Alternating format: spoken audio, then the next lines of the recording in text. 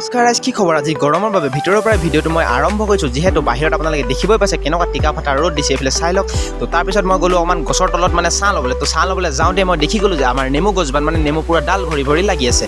তো তাৰপিছত মানে মই ধুনীয়া এটা নেমু ছিঙি পিনি চৰ্বত বনাই খাওঁ বুলি ভাবিছোঁ। তো আপোনালোকক অকণমান দেখাম। তো আপোনালোকে চাওক এই নৰ্মেল ভিডিঅ'টো, যিহেতু বহুত গৰম হৈ আছে ন, তাৰ বাবে মানে আমি এতিয়া বেলেগত ভিডিঅ' বনাবলৈ নোৱাৰোঁ। তো সেইবাবে ঘৰতে বনাইছোঁ। তো এতিয়া ফাইনেলি নেমুটো ছিঙি ল'লোঁ আৰু এয়া দেখিছে মই এটা গিলাচত পূৰা নিমখ 1 চামুচ লৈ তাত মানে এতিয়া এই বাল্টিঙৰ মানে ধুনীয়াকৈ ঠাণ্ডা পানী এগিলাচ দি লৈছোঁ।